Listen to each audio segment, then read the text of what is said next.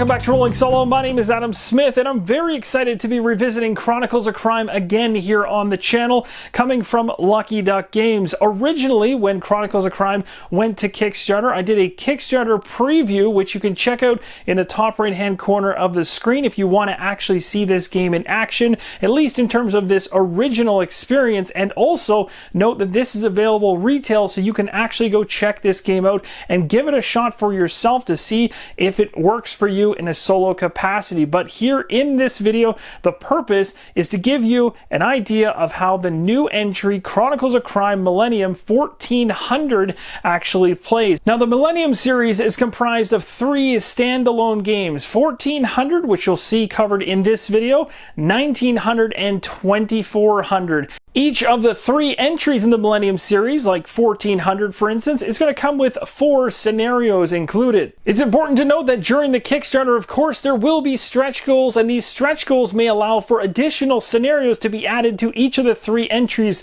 from the Millennium series. The major draw with this new entry is not only the new mechanics that are built into the game, but also the elements that are going to span across an entire millennium between 1400 and 2400. So if you choose to pick up all 3 standalone entries in the Millennium series, you're going to uncover connecting narrative threads between them and Easter eggs as you follow a family throughout their unique history. Chronicles of Crime 1400. It is the year 1400. You are Abelard Lavelle, a knight sworn to King Charles VI the Beloved.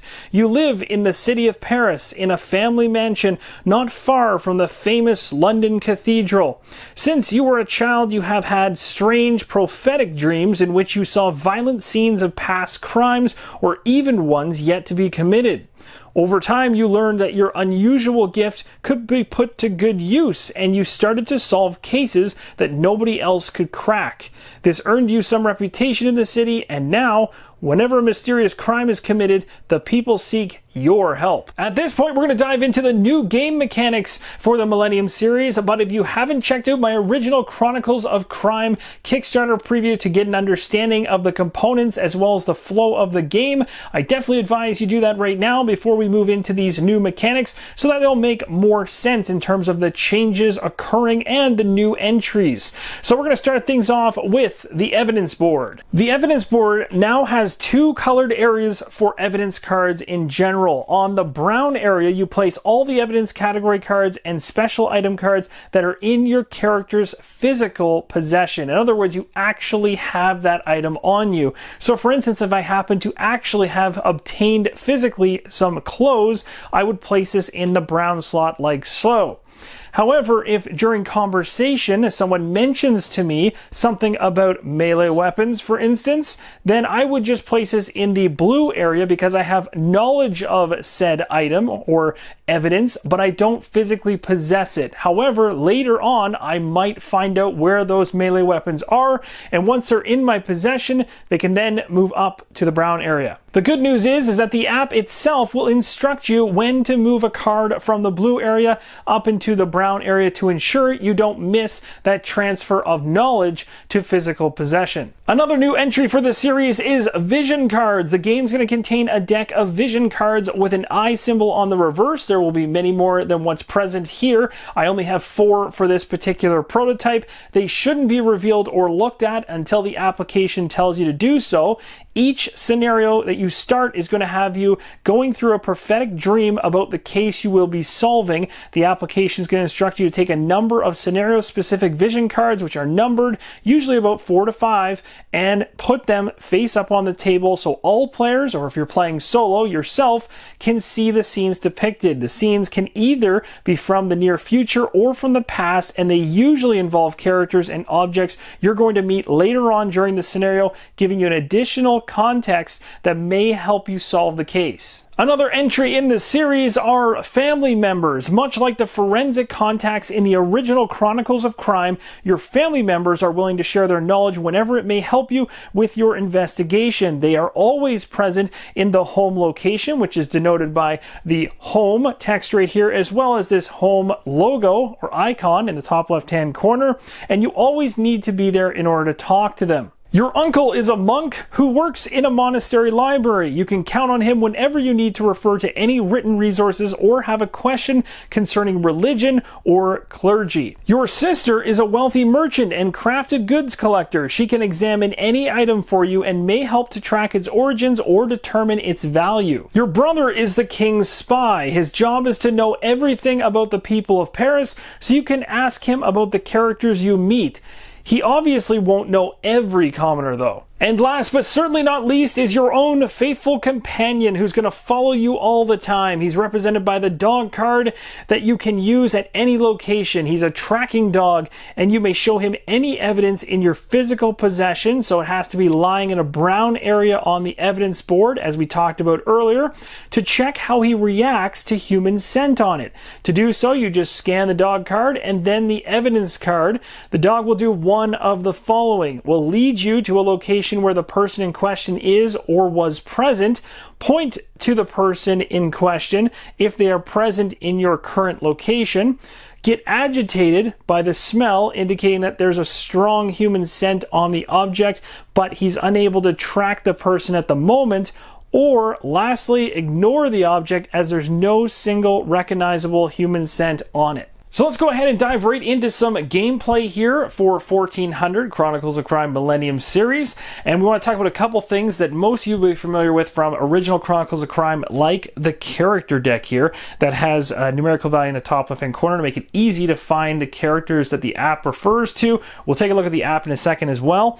Right here we have the evidence cards, very important because you'll be rifling through all those things at certain points in the gameplay when we get to see the scene of the crime, and also when the app calls for specific cards. We've also got special items or evidence deck as well. These are very, very important. You don't be spoiling those or looking at those because they're really specific and centric to the investigation, but will be called upon during the app and during gameplay. We've got our trusty companion dog here as well. Our family members here, the spy, merchant, and monk, we can call upon them for their expertise in written materials, items, or just on people in general. And then of course we got these other decks over here that we've talked about before, plus the actual board. So without further ado, let's go ahead and take a look at the app. So launching up the app here, you can see Lucky Duck Games, of course, behind this one. Again, remember, this is an alpha or beta build of the app, so it might not be perfect. And there might be some spelling errors in there as well. There could be other little glitches. Again, everything here is prototype, especially with the app, but they have a great solid base to build on, being that the app for the original Chronicles of Crime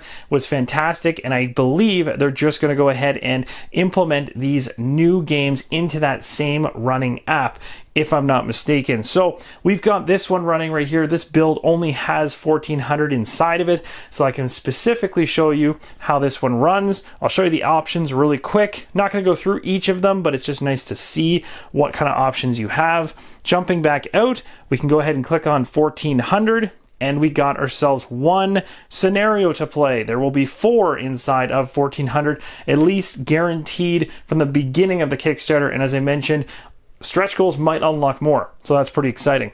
So this one's called Missing Pages. In a secular scriptorium, a young scribe has been murdered. Who would benefit from the death of a man who spent most of his time buried in his books? And this is rated as a difficulty level easy. So let's dive right into it. Now, these first 2 pieces of flavor text inside the app are exactly the same as what you saw on the back of the 1400 box, so go ahead and feel free to pause the screen and read them again if you'd like to understand them, but there's 2 of them, and we've already read them before, so I won't read them again, and we'll move right on. There's actually 3 of them, so I was mistaken. There's 3 of them worth reading. Okay, so moving into this first step here, it says take vision cards 1, 2, 3, and 4 and put them face up on the table. They depict the scenes you saw in your dream. So we're going to go ahead and look at this vision deck right here. We'll flip those up and take a closer look. Now, these vision cards are going to be very important because they're essentially giving you a look into a dream state of our current character. So, as you can see, we've got 5 faces we're able to see and 1 we're not able to see, but these are going to definitely help us in trying to decipher this investigation and try to solve it and come up with an actual understanding of what really happened in regards to this murder. Heading back into the app here, we'll go to the next step. It says, as you expected, early in the morning, a messenger appears at the door of your family house. He carries grim news. There was a murder in the secular scriptorium in the Quartier Latin. The game comes with location tiles, and you'll see that there's a seal there with a letter inside of it, and as it showed in the app, we need to find E from this pile. And just like that, we've got it all set up, pretty easy and straightforward. We got a QR code that actually relates back to the location itself, plus we know it's a location because of this icon right here, and we know we got the right one because it states E. You'll also notice on locations, you've also got this shaded area at the bottom here where character cards are usually kept. So moving along inside the app, it says the owner of the scriptorium, Bertrand, is an old friend of your father. One of his scribes was murdered, and although the guards are already looking into it, he believes they are neglecting the case and wants someone he trusts to investigate the crime. So you'll also notice on this part of the app, there is an icon of an individual or character with a 21.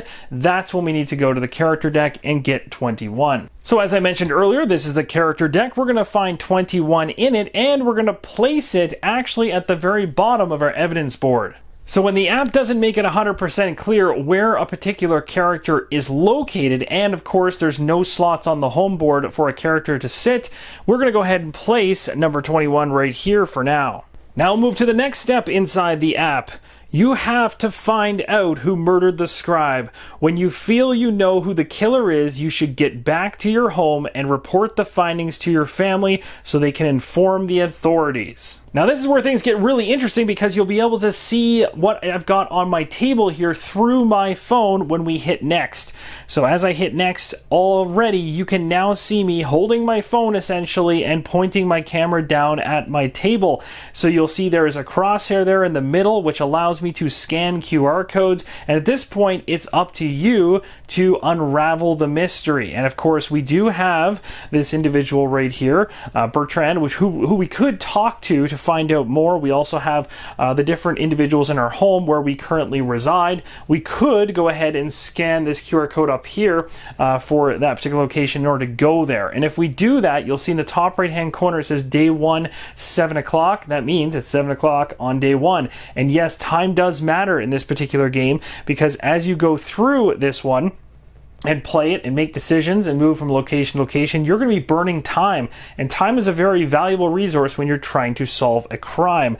So without further ado, let's go ahead and show you how the QR scanning works. It's very straightforward. You're just going to press your thumb right on the crosshairs once you have a QR code locked in. So for fun, we'll do the dog one first because I know that one's not going to resolve anything important, but it'll give you an idea as to how this works. So just come down here, we just tap on the screen, hold it down, and you'll see it automatically will say, the dog barks and eagerly waits for your command. You'll also notice no time change on the app. Again, it was an important interaction. It didn't take a lot of time, so it doesn't penalize you for that time spent. But there are going to be times you're going to talk to people or ask a question, and it is going to cause you time off the clock. You'll also notice that because I scanned the dog, I now actually have the dog in full control on the app, meaning I can use the dog to try to sniff somebody out essentially, or maybe actually try to figure something out. Maybe if I had some actual evidence cards on my evidence board over here, I could have the dog try to find scent on, say, some clothing or something like that. But I don't have anything yet, so I might as well say goodbye to him. So I'll go ahead and hit goodbye, and we're right back where we started. I'm definitely not ready to solve the case, that's for sure. So let's go ahead and highlight Bertrand here and find out if we can learn anything about this particular case. So we'll come down here, we'll hold on the QR code. It says no one corresponding to this description here. Okay, so we know that there's nobody here. So even though he's currently sitting in this row because we don't know where he is, the app knows that we're at the home, and that's how smart this thing really is. It knows that we're at the home, and it knows this character is not at the home right now. And it's true, he's not. The only characters that are at the home are the 3 right there. So we're going to have to move to that other location. That's really the only thing we can do productively here. So let's go ahead and scan that location as we try to move there. Here we go. Now you'll notice right off the bat here, the app's updated the time. 20 minutes it took us to get there. It says you arrive at Bertrand's scriptorium and enter the workshop where the victim's body, 18, lies on the floor. Bertrand, 21, there you go. So we already have now, we know exactly where Bertrand actually is. So we are going to be able to move his character from where he's currently sitting right here up to this location, and we'll be able to interact with him here, and the app will allow us to do so now. His wife, 11, another character we're going to have to find and put here. And the Sergeant, 12, is another one here. So we're going to be finding a bunch of characters and placing them all here, and we'll be able to actually talk to each of them. So this place is completely packed. On the far left here, 18 is the victim, the individual who's lying murdered on the floor. We also have Bertrand, as we know, right there. We have his wife right there. And then we have the sergeant right here. Again, these are all individuals we can hopefully talk to. I'll hit next. It says the sergeant gives you a nasty look and continues searching the room. That's it. I hit next now. It goes right back to the table where I can now start to try and interact with these individuals. So we obviously can't hope to have a conversation with the individual who is murdered, but we can hope to interact with all of these characters and have conversations with some of them. So let's go ahead now and do something that the app is actually highlighting for us, which you can see is searching for clues. I'm going to go ahead and click that button right now. Now, by doing this, we start getting into a conversation about the actual placing on of the 3D glasses or virtual glasses, and these glasses will come inside the game.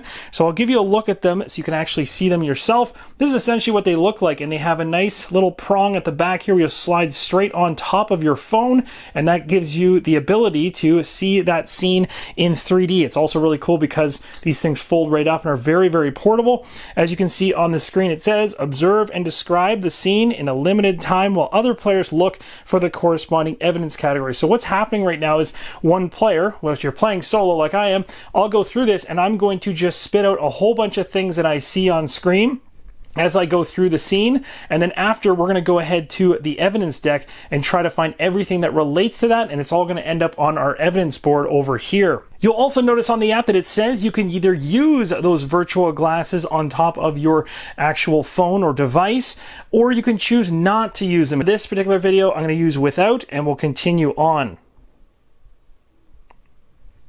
So again, this is all timed. I only have a certain period of time to do this, and I'll call out as much stuff as I can possibly find in the room. So we got a box, a locked box. We got furniture, candles, candlestick. It looks like we've got a little cabinet behind. We've obviously got a dead body right there.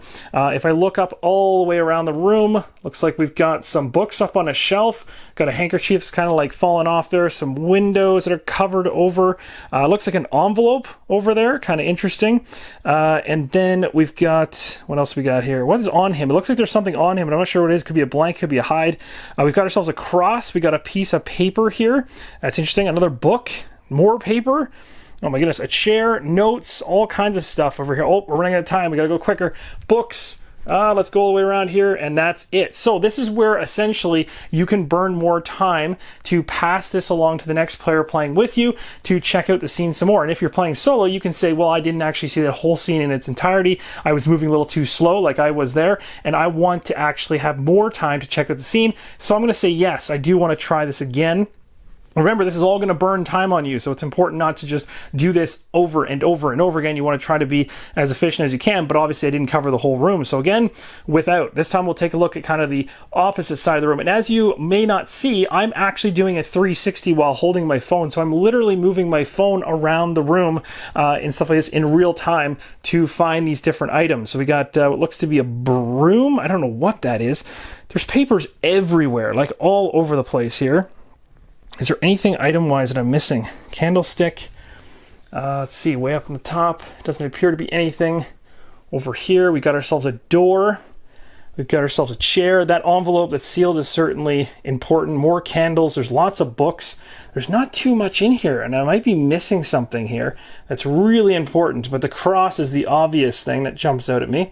But yeah, I think I might have gotten what I needed to get out of the first run through. So we'll go to the deck and see what things I was able to find. And just before we go ahead into our evidence deck and actually pull all those cards out, I want to show you on the actual game inside the app, it states we're on day one at 7:30. So we did burn some time, as I mentioned, checking out the scene of the crime, but obviously very worthwhile. So I've gone through the evidence deck now, and I've found all of the clue cards that relate to the different things that I called out or saw inside the app. Now, if you're playing with other players, you're going to be calling this stuff out, and in the moment, the other players that are not looking at the app are going to be scrambling through this deck of cards trying to find everything that you're yelling out. And then again, each time you pass it around, if you so choose, to other players, they can basically call out more stuff that maybe you missed, for instance, or confirm things you've seen.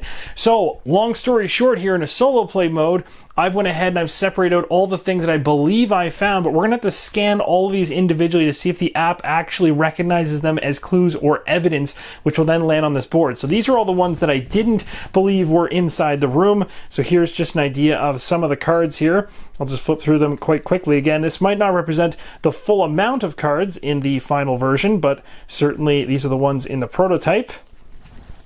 Now, the ones that I believe I found in the room are these ones right here. So keys and locks, I thought that the actual chest in the room had a lock on it, so I grabbed this. Blood and organs, there was obviously a murder in the room. There was clothes in the room for sure. Jewelry could have been the cross. Parchments and papers were all over the place. There was definitely furniture there. Letters and messages, there were tons of those all over. Boxes and packages. Books for sure. Trash, this one I was debating on because there wasn't technically any trash in the room, but if you I guess consider a bunch of paperwork and everything just lying around all over the place, it could be potentially trash, but that is kind of a reach. Devotional objects, I kind of think of the cross there, and doors and windows. So now I'm going to go through each of these cards by scanning them to see if any of these clues are actually classified as evidence for this case, essentially. So we'll go ahead and scan the keys and locks card here. Nothing in this category here. Now we'll try doors and windows.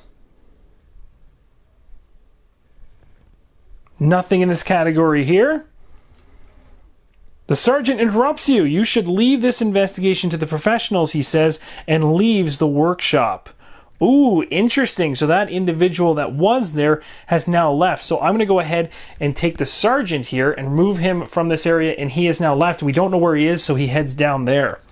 Ooh, interesting. Okay, we'll continue scanning here because I want to check out the rest of the cards. So devotional objects. A jeweled cross is lying on the floor of the workshop, not too far from the victim's body. So this definitely is a legit one.